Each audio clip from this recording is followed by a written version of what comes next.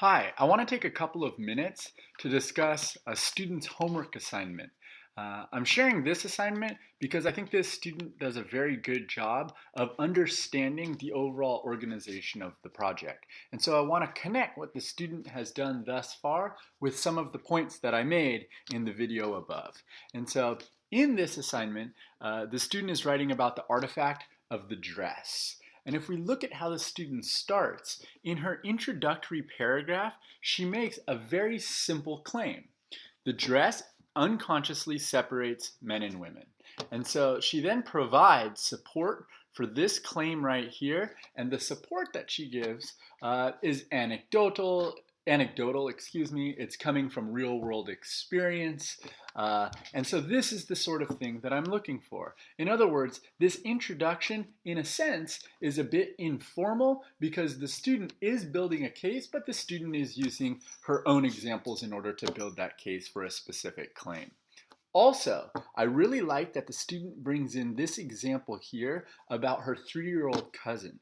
This, to me, is the perfect image or example that the student could then bring in throughout the rest of the paper. In other words, the student could easily take all of the research that she brings in throughout the paper and apply it back to this dress for her 3-year-old cousin.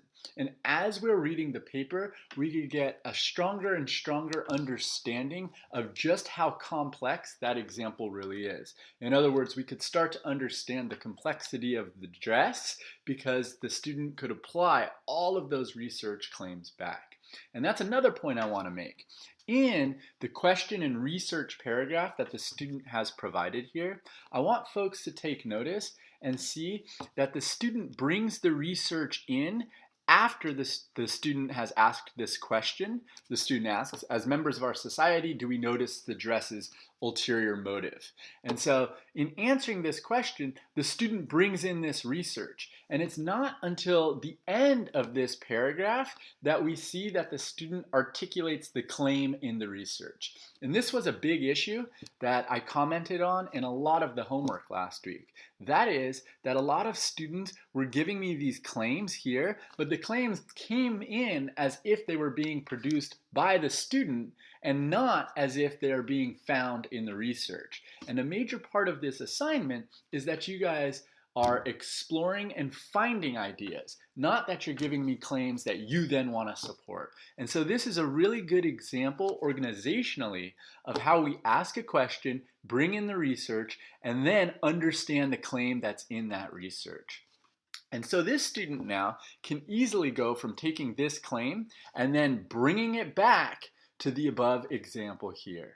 So this claim says the dress becomes a form of restriction for the young girl, therefore separating the women and the man at a very young age. So there we have this new idea of restriction in here, and so now the student can easily take this new idea of restriction and put it back on to that example of the dress for her 3-year-old cousin. And so the student didn't write this paragraph here, but the student easily could start it with something like, now when we think about that dress and my 3-year-old cousin, and we can see how the student is applying the claims from the research to the specific artifact that she's chosen. I hope that this little example and this explanation help people better understand the overall organization and sense of how this project moves forward. Take care.